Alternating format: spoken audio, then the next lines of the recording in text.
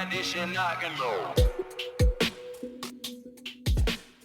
How's everybody doing? It's the Chase Carter Concept Podcast for Saturday. All right. It's a little late. Normally Friday. Okay. The average 5 people who listen to this. I'm sorry. Okay. I was going to say I was busy. I was busy. I was extremely busy. But I was busy playing Jurassic Park Evolution. And I had to get a 5-star rating on the second park, on the second island. All right. And good news, I got it. I completed it. I'm on to the third island, which you take over Jurassic World. That park is crumbling and losing money, and you gotta get it going again. And that's what I'm doing right now. Not currently. And I watched so many, but of course on ×2 speed. I've been watching City Planner. There's a real life city planner who plays Sim City basically. And he talks about arterial roads that branch off from highways, and then there's collector roads that branch off from the arterial roads, right? And then there's local. I've watched 8 of his videos. Fascinating. So just the grid layout and how a 3-lane highway, when there's an exit ramp, becomes a 2-lane. And then when there's an on-ramp to that 2-lane, it becomes a 3-lane. Again, it's called road mathematics. Fascinating stuff. But so yeah, I'm gonna buy a SimCity game now. That's what I'm gonna do. Play that all day again. Played Jurassic Park Evolution for 5 hours on Friday. Just ignored everything, didn't work, used it as my off day. Ate pizza for dinner, pizza for breakfast, pizza for dinner, ice cream for dessert, and then pizza for breakfast. Weighed myself, I was 101 pounds 2 days prior, and now I'm 206. All right. Eating like shit, weighing a lot. That's what I'm talking about.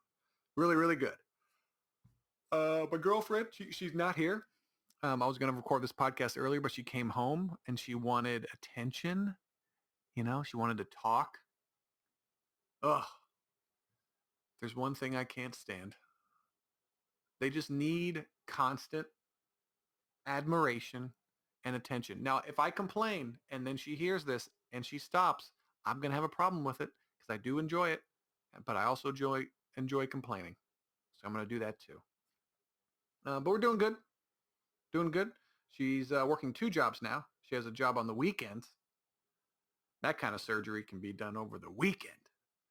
I got her on this one show, The Girlfriend Experience. And so she loves shows about whores and drugs and all that stuff and like the mental makeup of a person. So she's loving that. She's like, and then she wants to tell me about it. I'm like, I recommended it for you, okay? Because I heard it was good. And by heard, I saw 10 seconds of a trailer. I was like, that seems like it'd be pretty good. My girlfriend might like that. She's doing good. She is in dire need of Sea of Thieves. She told me that the other day. So I think tomorrow is going to be an all-day Sea of Thieves-er. A Sea of Thieves-er. But right now she's out to dinner with a few of her friends. Thank the Lord. Give me some peace and quiet. She was supposed to be at work from 12 to 8. They let her off early. She came home, wanted some attention, gave her some attention, and then she's made plans to go out to dinner. I'm like, okay, cool. Now, do I want to go out to eat with her? Would I have liked an invite? Hell no.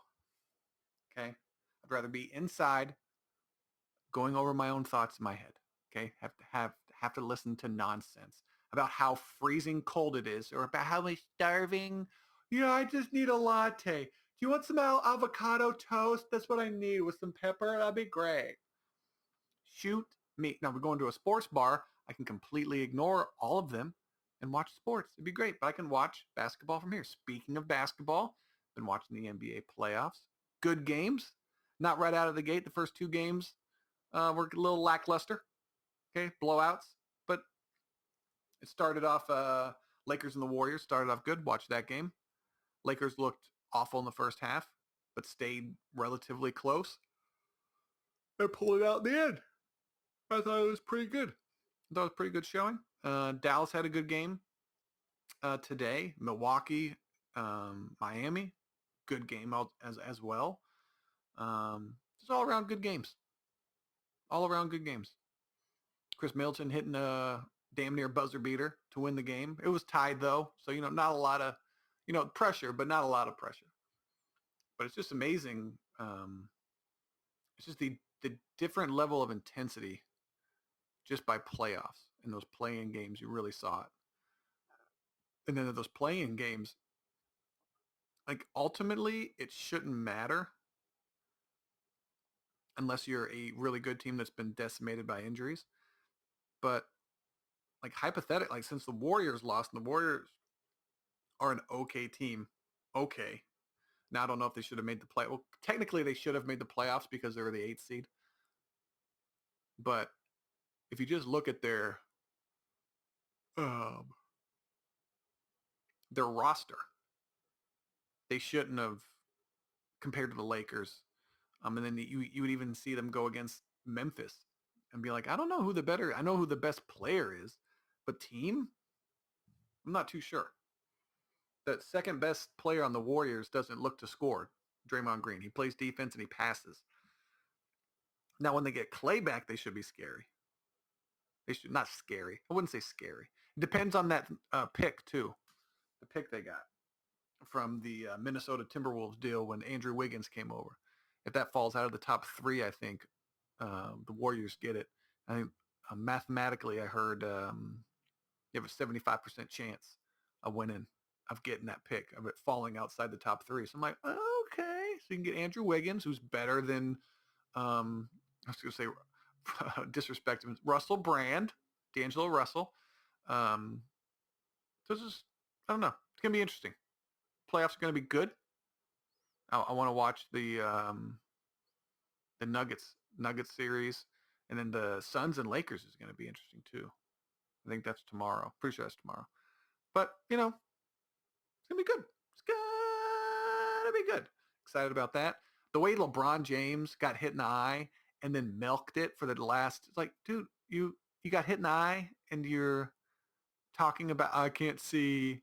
And the way he laid down after getting hit, like he was a giant 6'9" baby, and just his eyes were real teary and he milking it. Like, dude, these guys aren't like, they're not your wife. They're not gonna like give you soup, or your mom, and they're not gonna feed you soup in bed and tuck you in. Why are you laying there? You're one of the biggest grown men who've ever lived, and you're laying on the ground. Like, do you have, like, obviously he's trying to get a flagrant foul called, but it's like, once the flagrant foul wasn't called, quit it. Quit it. You're not a professional wrestler, guy. And you don't want to show weakness to your opponent anyway. Unless you're thinking, now this is possible, that he could play hurt. That way people don't play hard defense on him. You're like, oh, his eyes hurt. But if I'm a player, I would look at that as a weakness and then play better. That would give me confidence. So if I'm below LeBron James, as I am currently, and if he's injured, that means we're closer in competition. It means we're closer in skill level. So I would, if I'm a 6'6", guard from Miami, Ohio. From Miami, Ohio? I guarantee there's Miami, Ohio. From Akron, Ohio. But I just don't know. I just don't know why you're supposed to, like, I don't know. The whole tough guy routine it just seems, he comes off as fake and phony. I think that's why he rubs certain people the wrong way. Some people like that kind of mentality. They're always nice. Oh shucks, I never do anything wrong kind of thing. But it just comes off as phony. And then you see a goody two shoes, like say Tim Tebow or Steph Curry, and they come off, but that seems like them. I don't know what it is. And then I wonder if, I don't know, because Steph and LeBron were talking after the game, and I think LeBron said something like, I couldn't see, or the whole 3 rim thing. And Steph looked at him like, what are you talking about? Like, do you think I'm buying that? You just hit a 30-footer and you can't see. So it was all luck. Nothing but net, damn near. All luck. What? Just hey, I got hit in the eye. It hurt. This is how good I am. This is how great I am. That even when my eye hurts, I can still hit the game winner. Not, oh shucks, this is lucky. I hit the middle rim. Ho ho ho. I got 3 bullets, 1 for each of you. This isn't Tombstone. Just say, hey, yeah, I got hit in the eye. It hurt a lot, but I collected my composure and I hit the game that sent Golden State away. Get out of here. They shouldn't have even been in the game. The top 2 players, Anthony Davis and LeBron James, are on the Lakers. The 3rd best player on the court is Steph Curry. So when you have, and then all the other ones are toss up. But for the first half, it was like, oh, the Lakers have some problems. I was like, oh no, they're just getting warmed up. They're staying within 10 to 15, and then they're going to put on a run in the 4. Okay, so what they've been doing all season. Okay, LeBron's older. It's going to take him a little time to get warmed up. But when he shoots, it looks bad. So I'm wondering how his game is going to age, because he's not highly skilled in shooting. But I don't know. So if he can't bully people, he can't.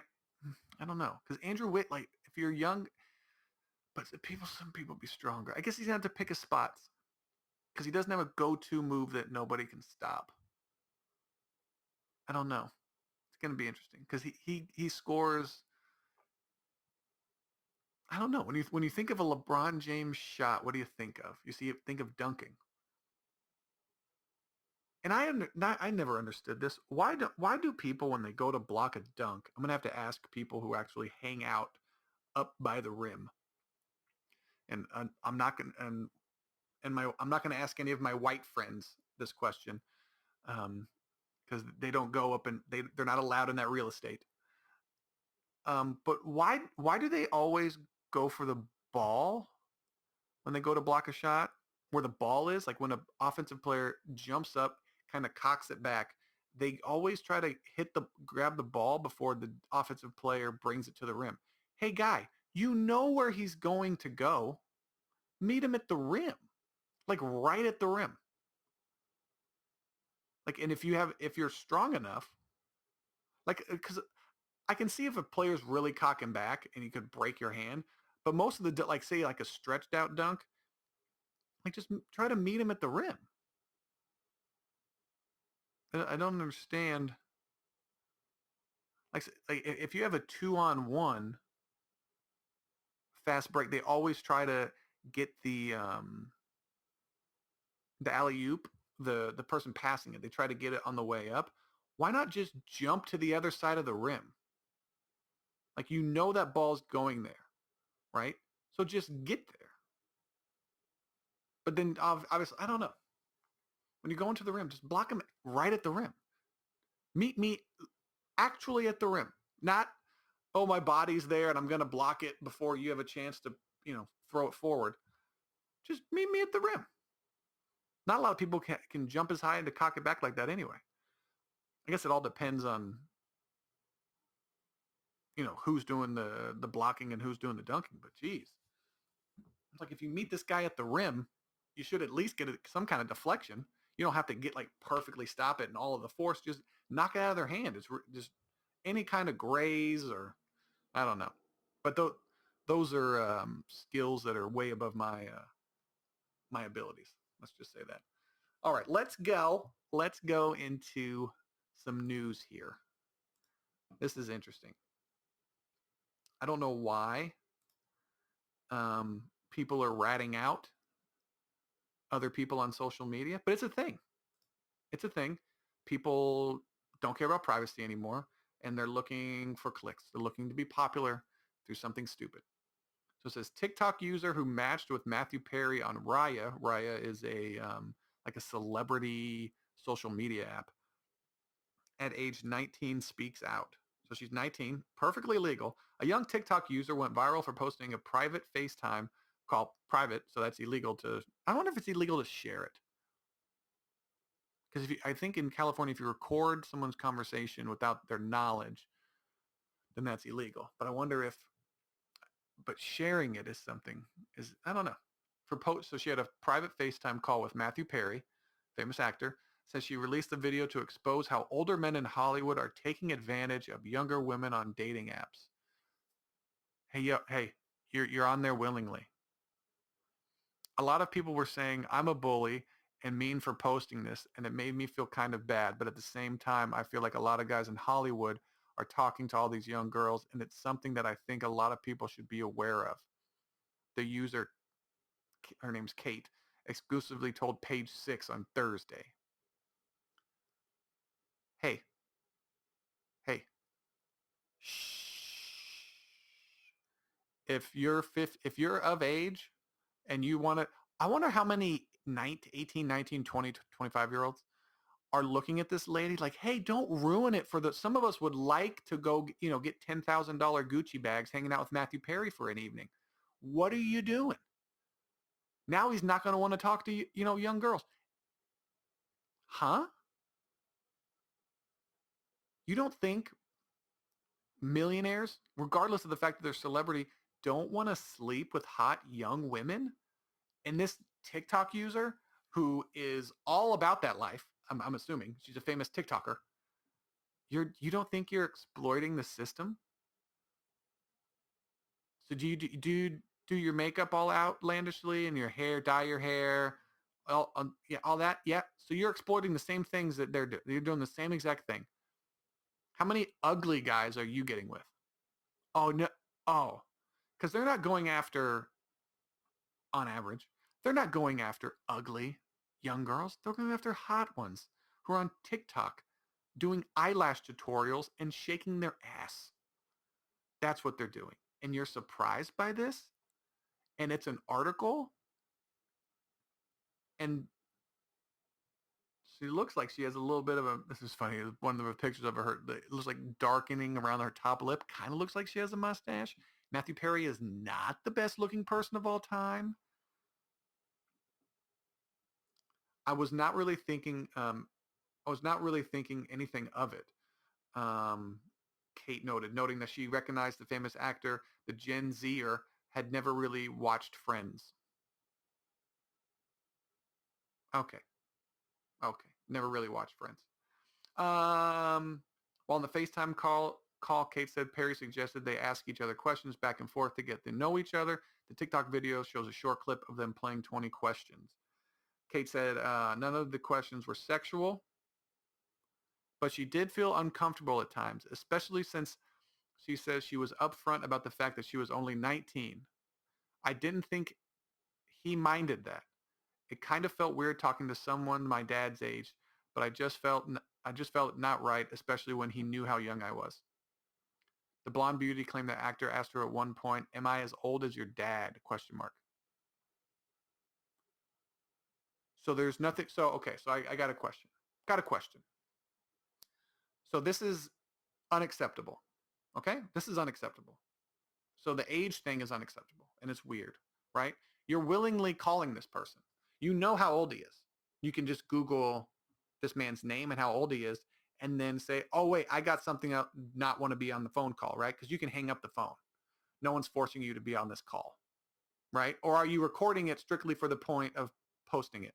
Oh, that's what you're doing? Okay, but besides that, you should be able to, as long as the person's of age, be into whatever you want. Okay?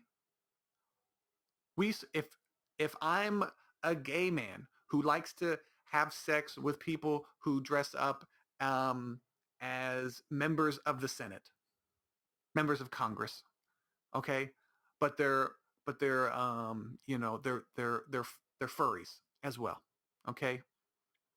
If I want to see a rabbit, a pink rabbit version of AOC, and I will, and that turns me on. I shouldn't be criticized for it. on a public forum, I shouldn't be called out. Now, privately, make fun of me all you want to. And you don't think people are making fun of this guy? People who 50-something-year-olds who have their shit together, and they're like, dude, what are you doing having sex with weird 19-year-olds? Get a 30-year-old that's been through that's divorced, that's been married a few times, maybe a kid or two, went to the gym, got a tummy tuck, looks good again. Those are the girls you want. You don't want some 19-year-old that doesn't know what she's doing. I was 19 years old. Okay, it was fumbling around, not knowing what body parts go where. Now, today's children may be more advanced. I can only speak of my own experiences. Okay, when I was younger, I liked older women because they knew what they were doing. Okay, and if I didn't know what I was doing, they would tell me, like, hey, that doesn't go there. You're not doing it right, and they would coach me through it. That's why wasn't horrible at it anymore.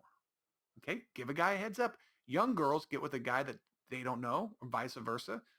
They don't have the mental maturity to correct or coach the other person. Like, no, I like this. You're doing it wrong. Stop swallowing my face when you kiss me. Okay, quit dislodging your jaw. And okay, it's like kissing a bone fish. Stop it. It's unbelievable. And then Ben Affleck was caught doing it too.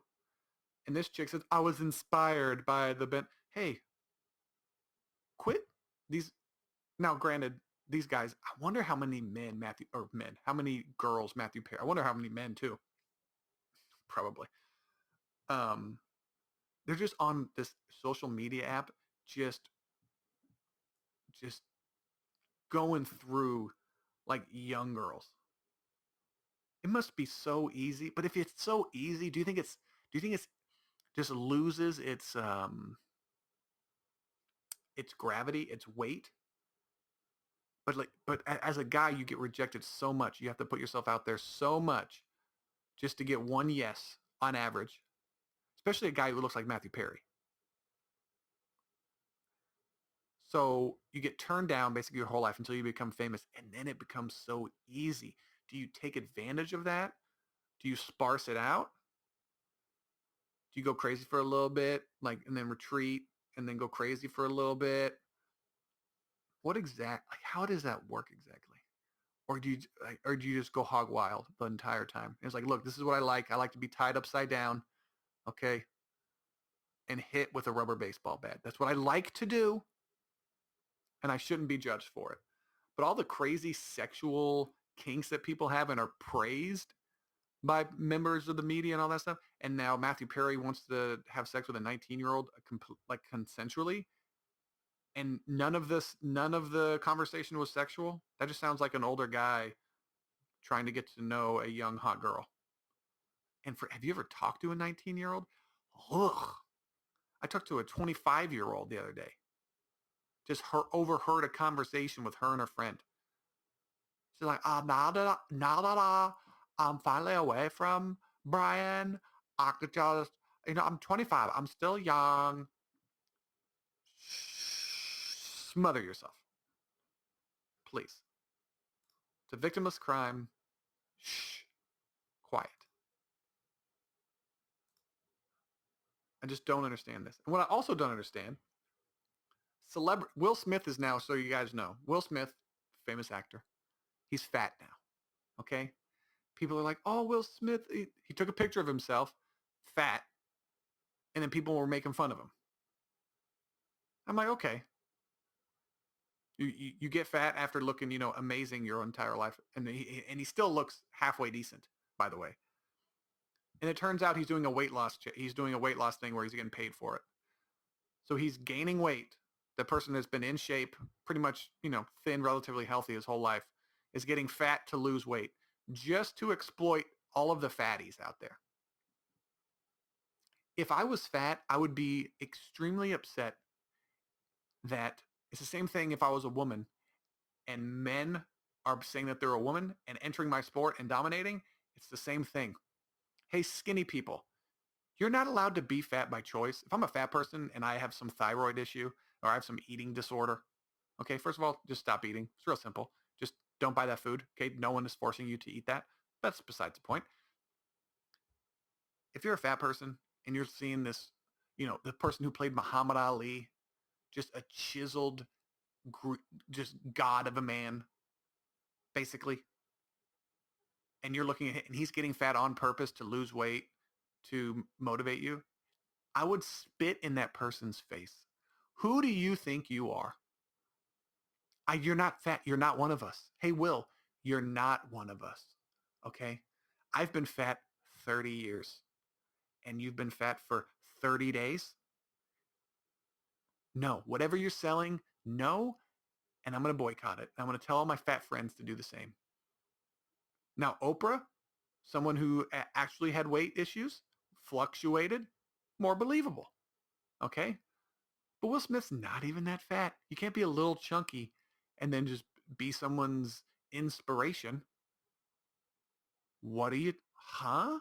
This is what you're doing? How bored are you? Hey, Will, make another good movie. We like watching you in movies. Make another one of those. Okay, you're killing the social media thing for a while. I was seeing your videos every 2 days or whatever. Just mostly drone shots of you standing on a bridge because people let you at the top of the bridge because you're Will Smith. So it's like, oh, you didn't really sneak up there? The whole point of those videos is if you sneak up there, you're not supposed to be up there. That's what makes them cool. But if they allow you to be up there, then you're just filming a movie, aren't you?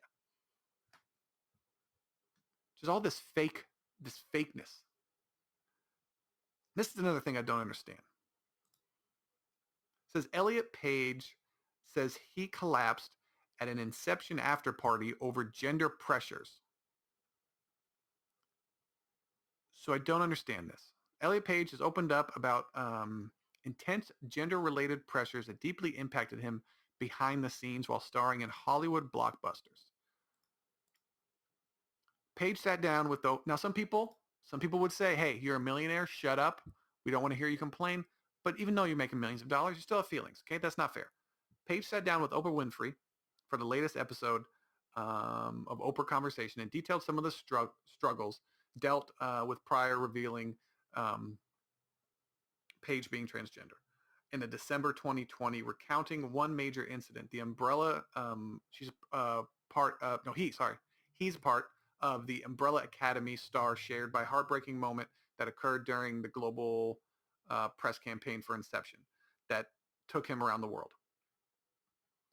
I believe the actor just told Winfrey that he began experiencing periods of his life where it was becoming way too detrimental for my mental health to wear feminine clothing. Okay. So the whole issue, I collapsed. He collapsed because when earlier in his life,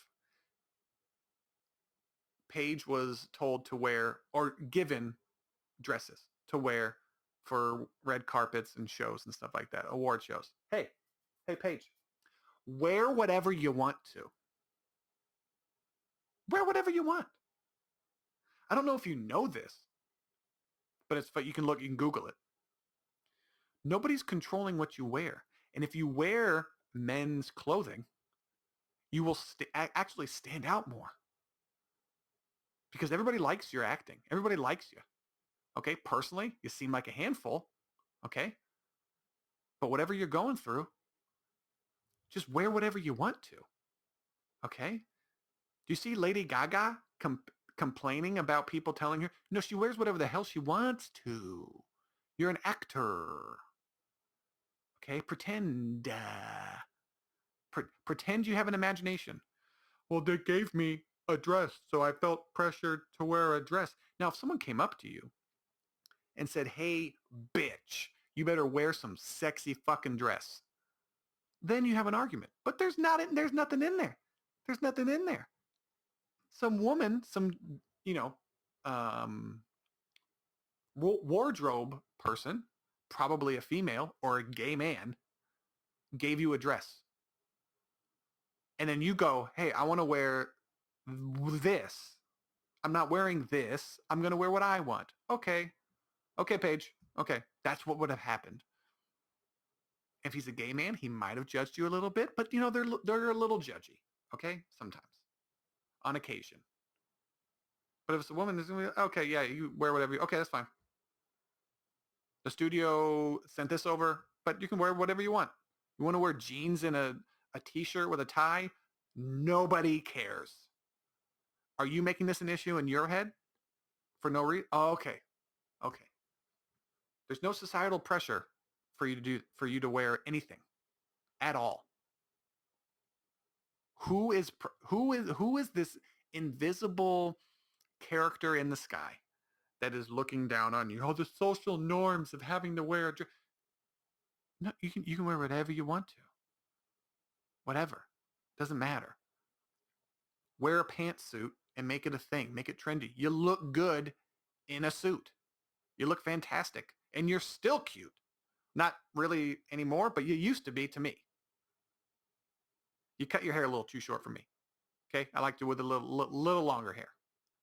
But you still, and then your skin looks different. It looks like you had some work done. You look like a different person. But that's besides the point. Okay? Don't get it. The pressure thing.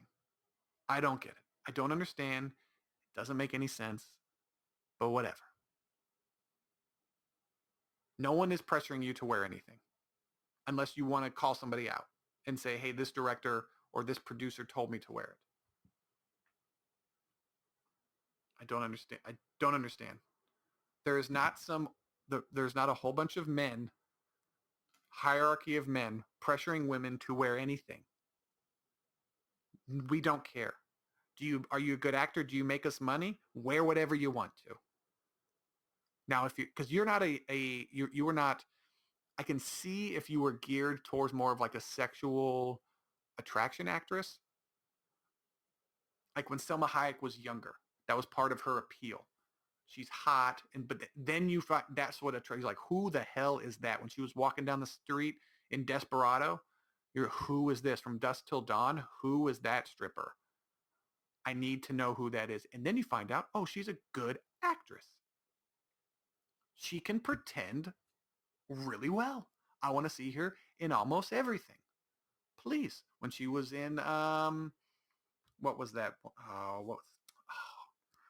With Matthew Perry, and it comes back around.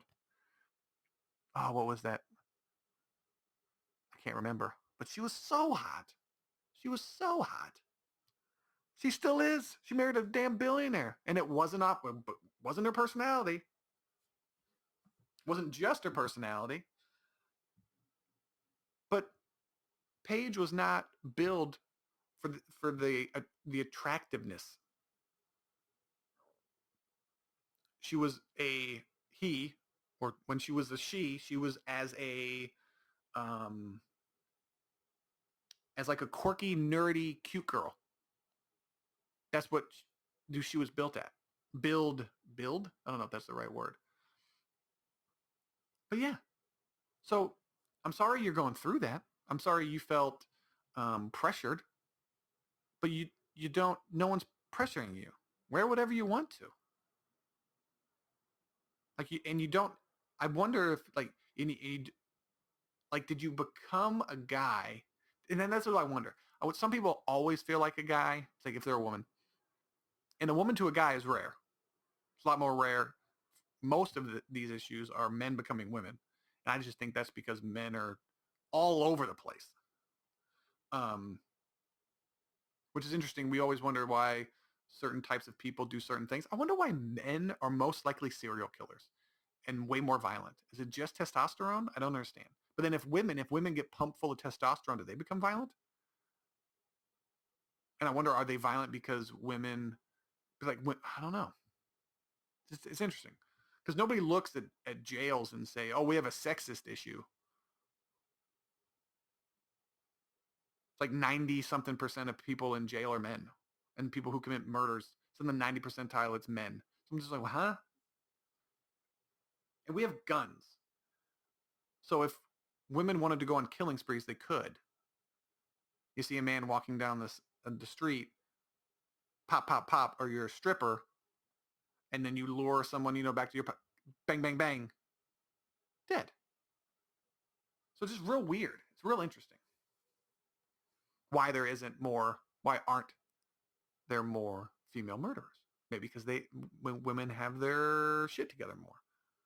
And men, it takes longer for their brains to develop. So for anywhere between, 15 and 25 or to 30, men have a higher chance of murder. Now, as you get older, you start to settle down, you start to relax. But I think more men are more crazy.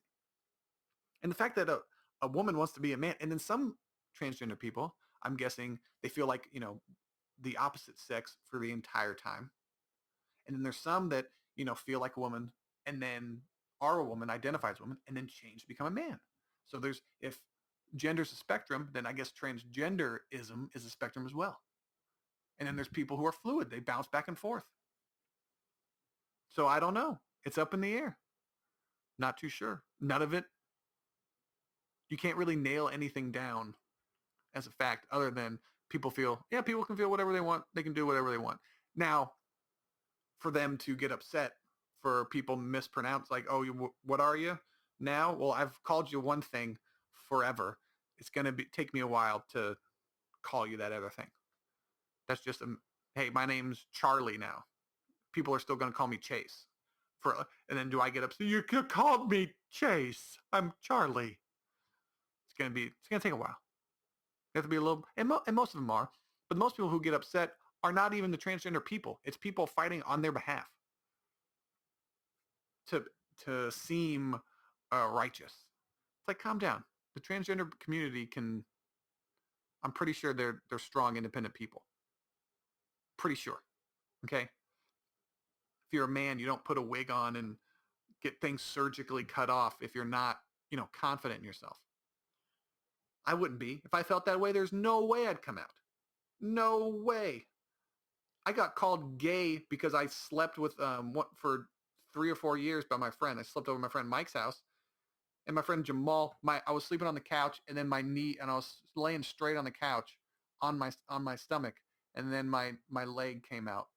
My leg came out. I raised my knee a little bit because my back was hurting, and Jamal just walks in. You're sleeping like a bitch.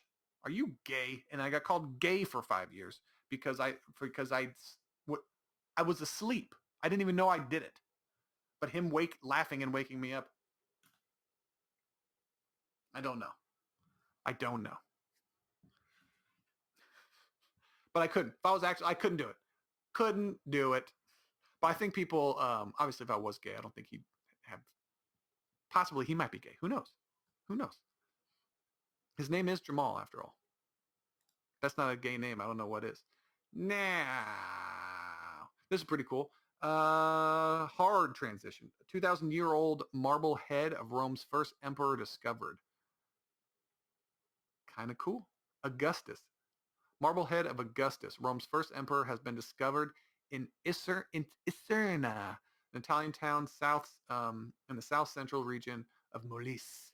Archaeologist Francisco Giacola made the exceptional discovery during restoration works to repair a medieval wall that collapsed due to strong rains in 2013. It's kind of cool. Can you imagine just unearthing this historic artifact, and it's a face just looking up at you out of the dirt? Like, what the hell? I was repairing a wall, but now this guy's looking at me. I love historical finds like that. People are just rummaging around trying to do something. Oh, and then there's the other thing. I got in a conversation with a person, with a human being, and that person said that all women throughout history were under the never made any decision of their own volition. They were always forced to do it by men. So women have never been free, never been looked at as equals. And I started thinking, I've heard of a lot of historical women who've completely ignored the people in power. Completely. There are women that have had power and men have ignored them. And there are men who have been in power, and then there have been women that completely ignore them. So I don't understand this argument that like most, but you're telling me that every family throughout history, all the men were like, yeah, you're going to marry exactly who I say. What? No father was just like, hey, I don't care what you're doing. I've been farming my entire life. I'm going to die at 40. So marry whoever you want to, be happy. That's never, we've already had 5 daughters, so you get to do whatever you want. It doesn't matter. Never had that? What? Or are you looking at the assholes who wanted to control everything? The very few amount of those guys that existed. Are you looking at that? It's very interesting. So I wanted to do famous women in history. So here are the 12 women who changed the world. Changed the world. This is by marieclaire.com. Famous women. I have no idea what this is. Fashion, beauty, okay, lifestyle kind of website, I guess. So there's Jane Austen. She was born 1775 to 1817. Her quote, this is kind of, the person, be it gentleman or lady, oh my God, you're saying there's two gender, this person would be canceled immediately today, who has not pleasure in a good novel must be intolerably stupid.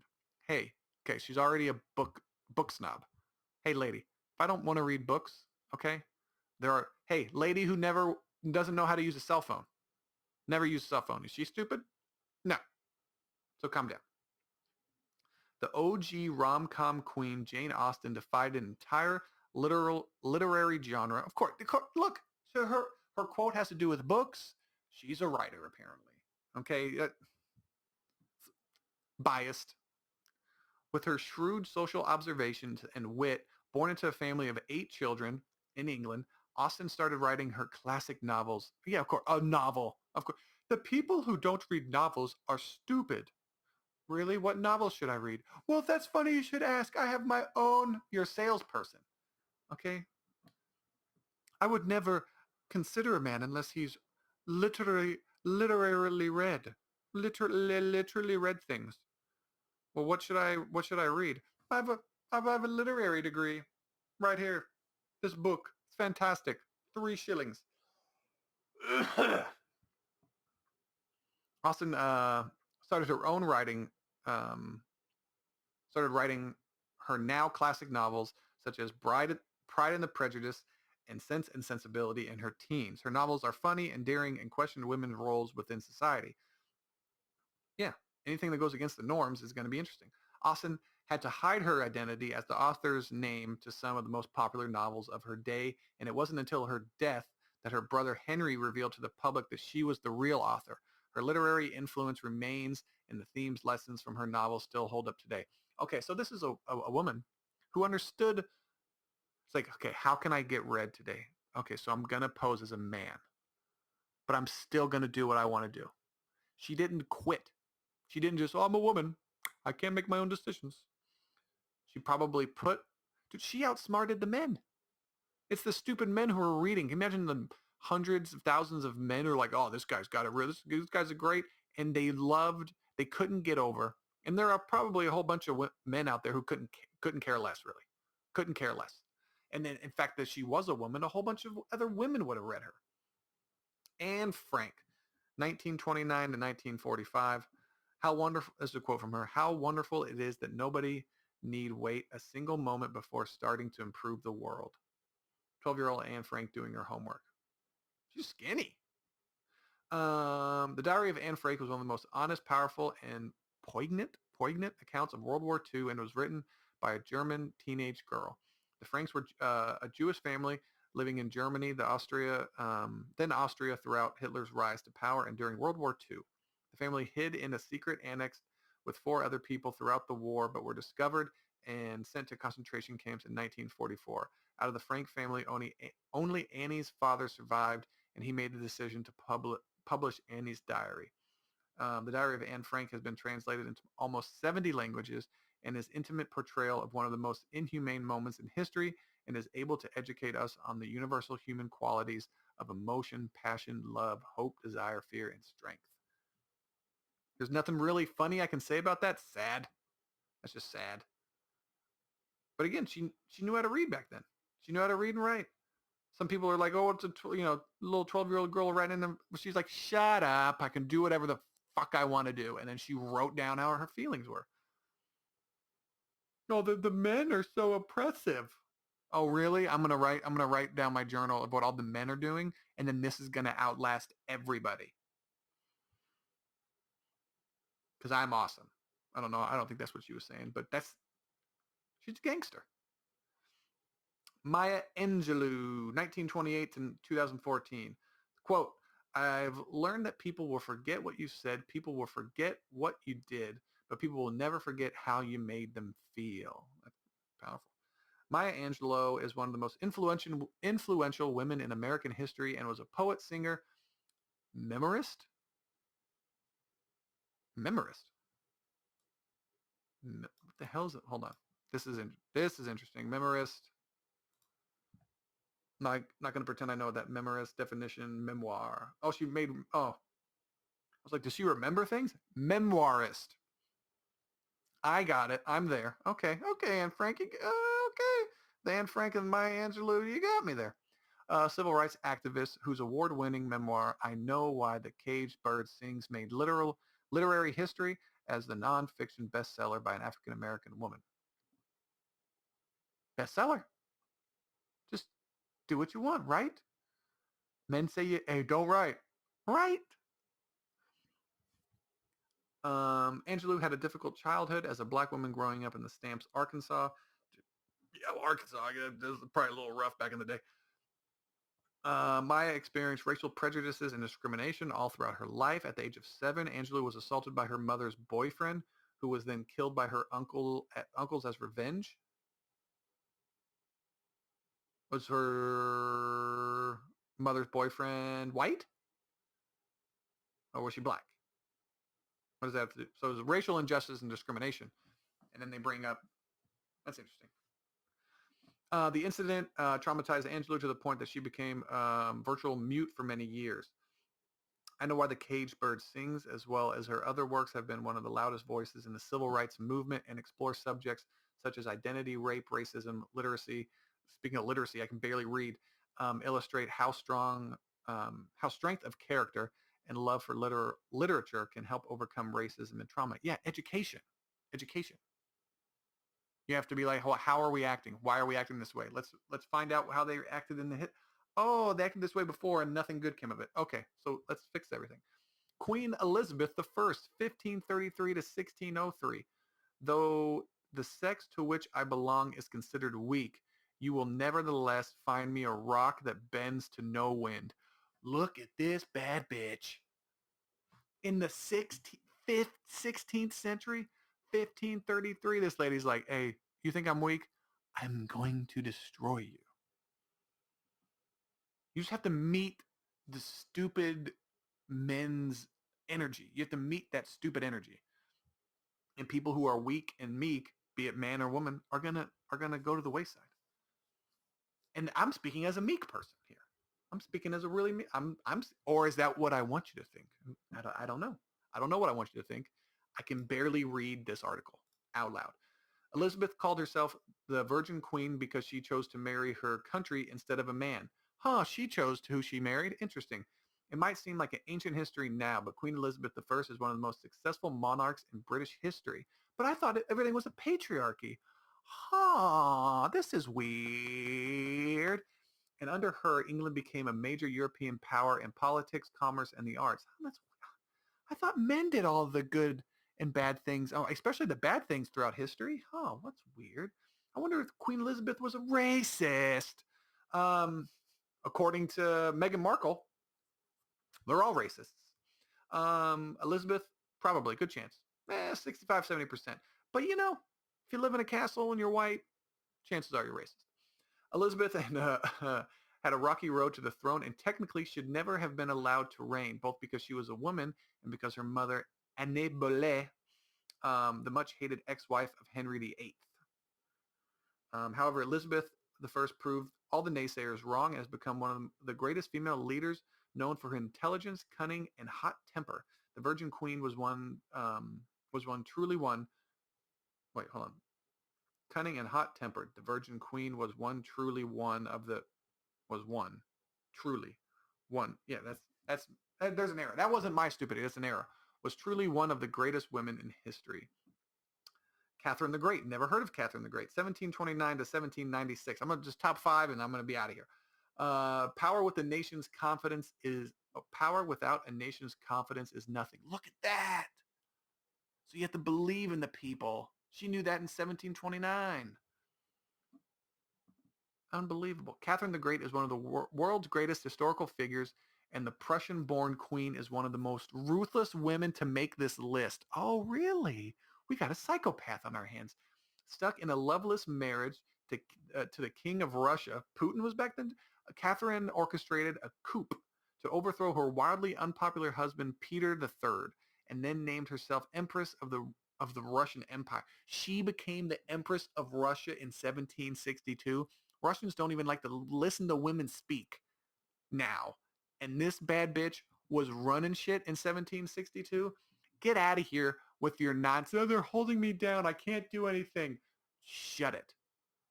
Shut it. You have to be, oh my God. Can you imagine someone telling this woman what to do? In the year 2021, women are still going to be oppressed and held down.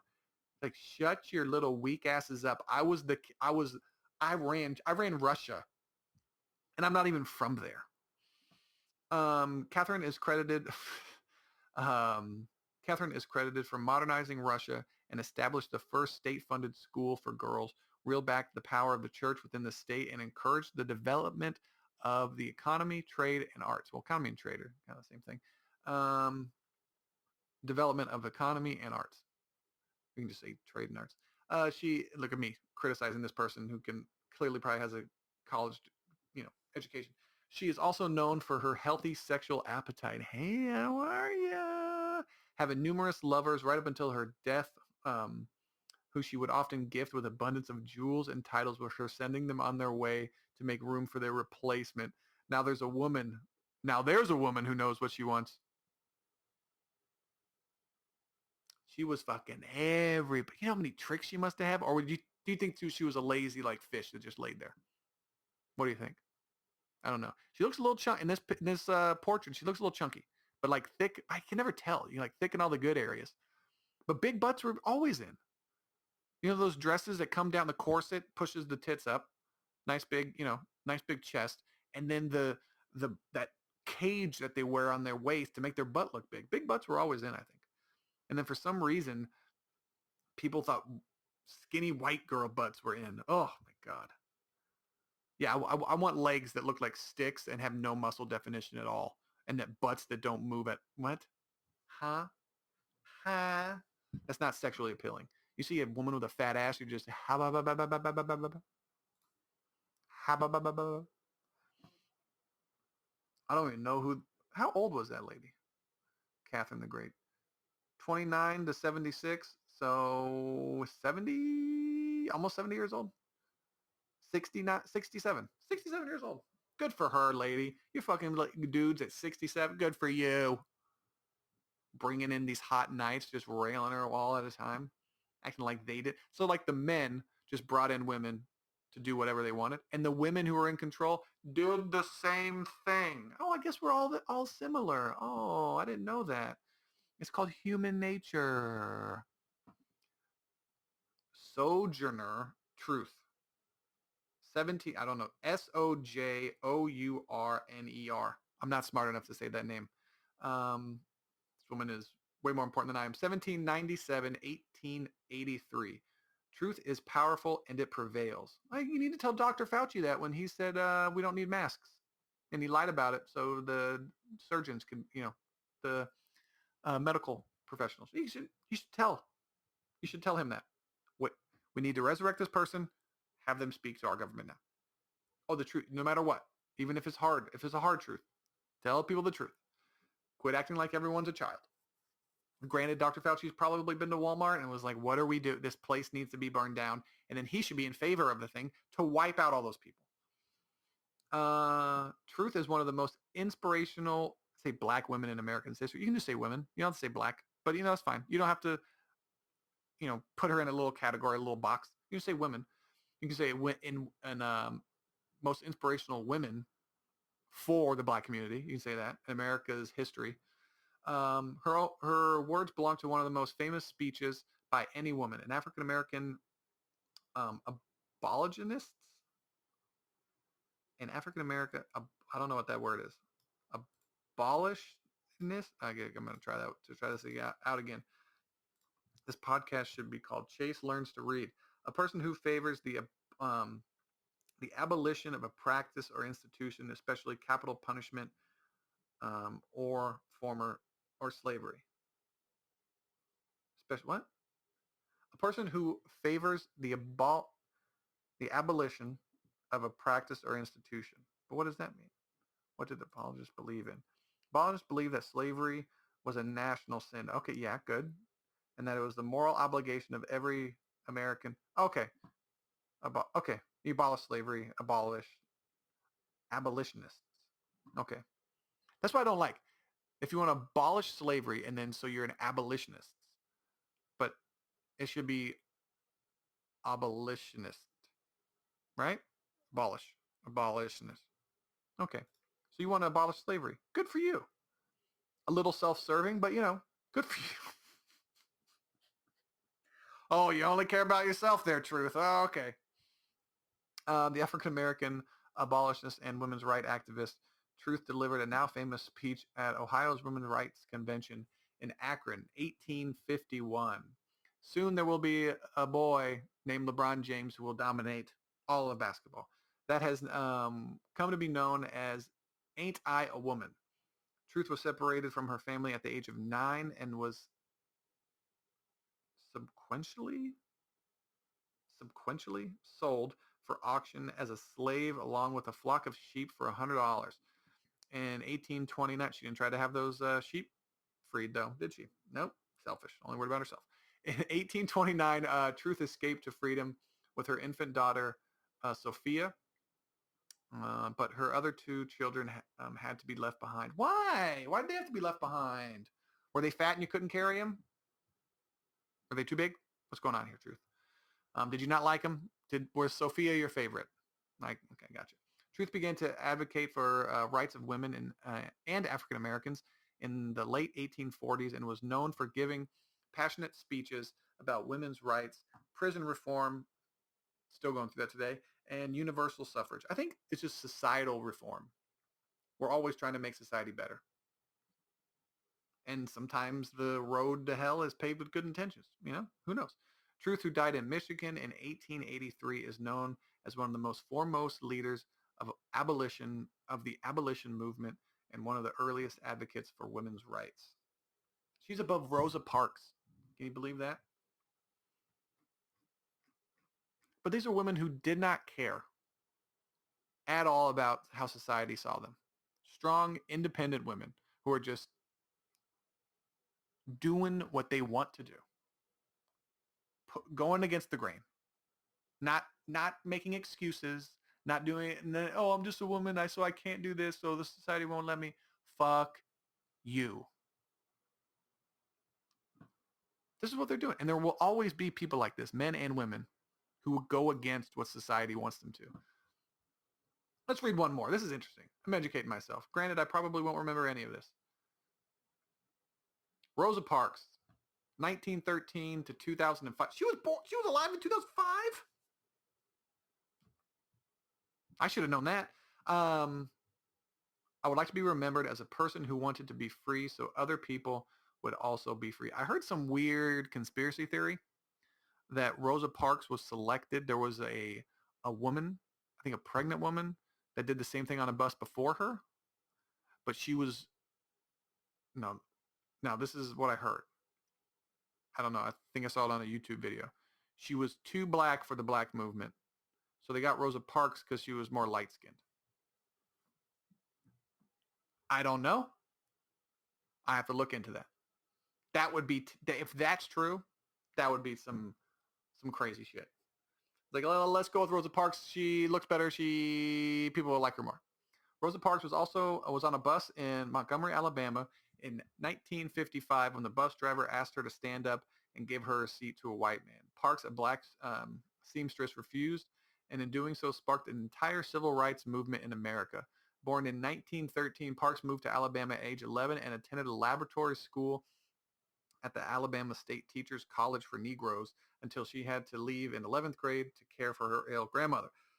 Before 1955, Parks was a member of Montgomery's African American community, and in 1934 joined the Montgomery chapter of the NAACP, where she became chapter secretary. In 1955, Alabama was still governed by segregation laws, and apparently they're coming back, and had policy for municipal buses where white citizens only were allowed to sit in the front and black men and women had to sit in the back. I wonder if that's why all the whole stereotype, if you're cool, you sit in the back of the bus when you're in school, because all the cool black people were in the back, like singing, like just talking shit, having fun in the back, playing games and stuff. Like those are the people you want to be a part, not the straight white people sitting up in the front, just staring straight ahead like fucking robots.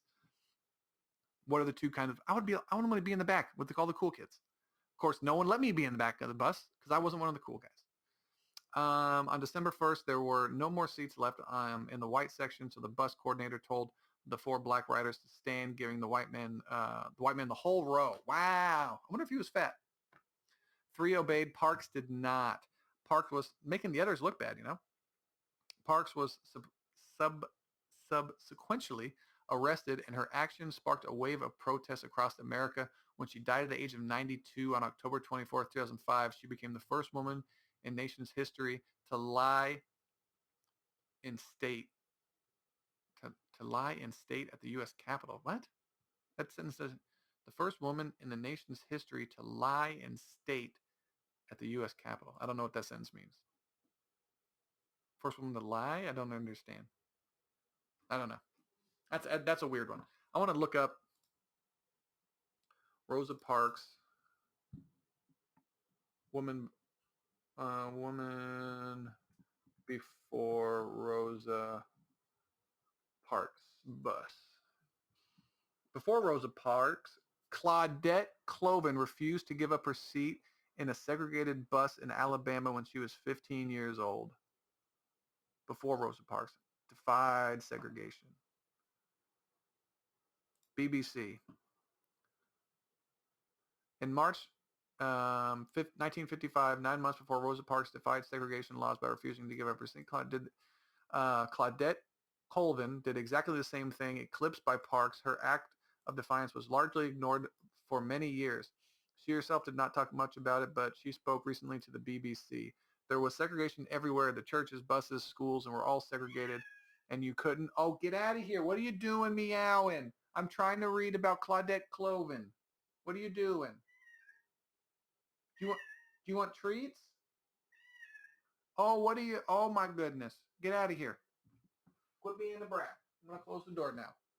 Being loud. You interrupted my podcast. It's almost over. I'll give you your treats, you son of a bitch. Let's see. The churches and buses and schools were all segregated, and you couldn't even go into the same restaurants.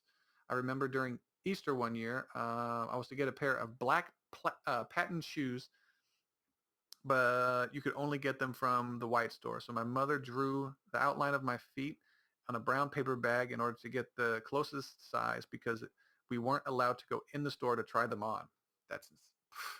See, if there are things like that, then have issues with society. But there's not things like that? Okay. Going to segregated school had one advantage she found. Her teachers gave her a good grounding in Black history.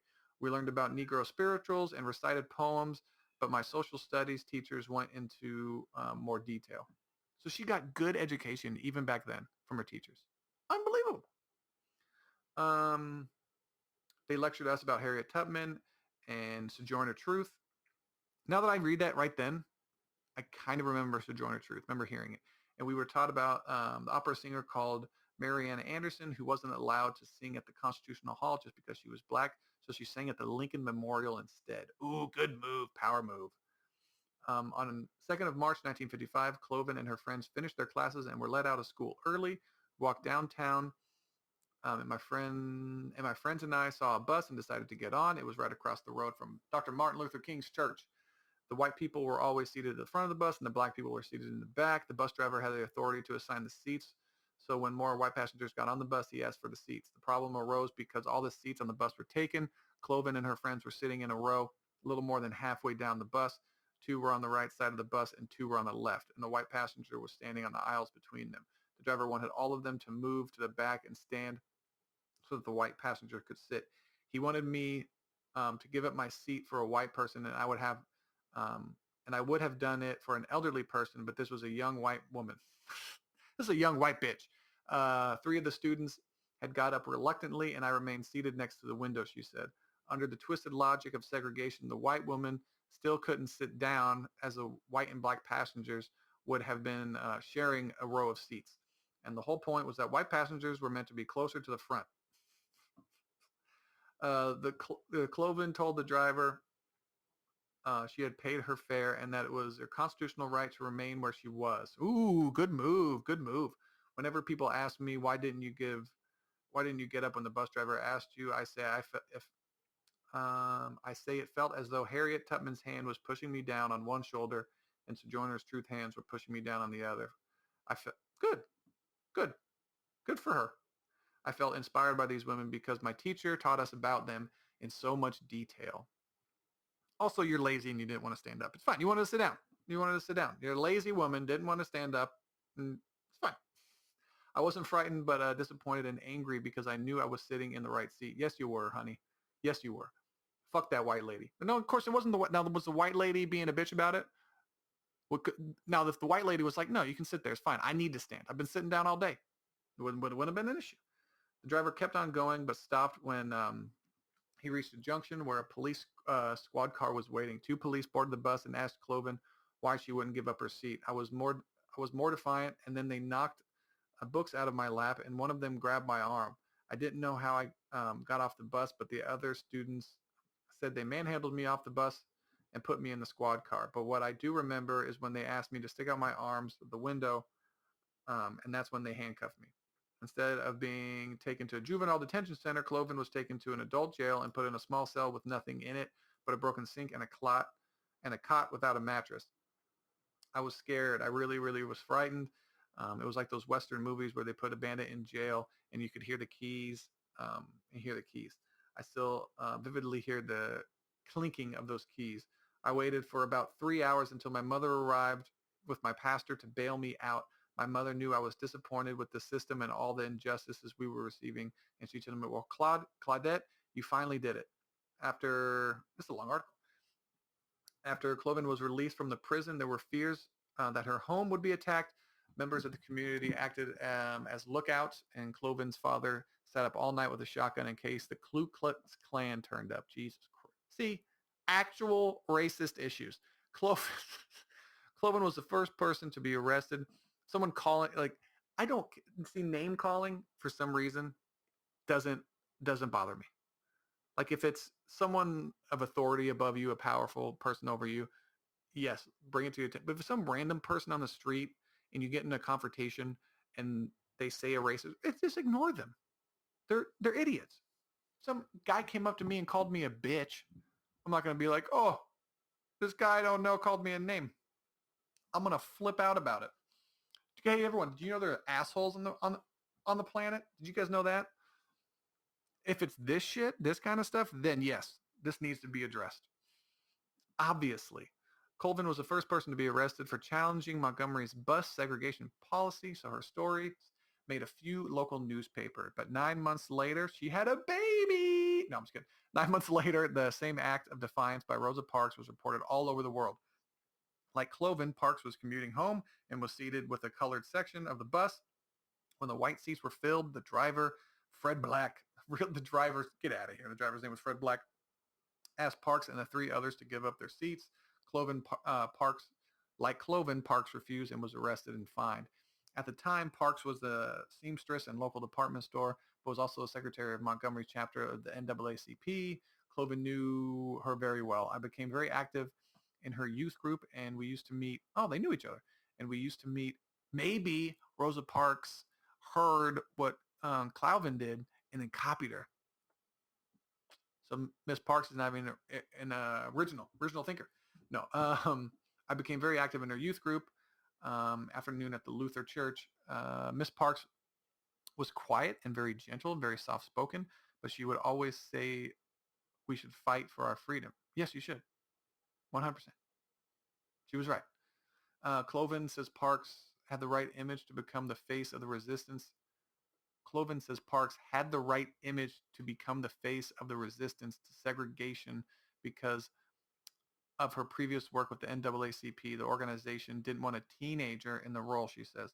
Another factor was that before long, Cloven became pregnant. I was right. Look at that.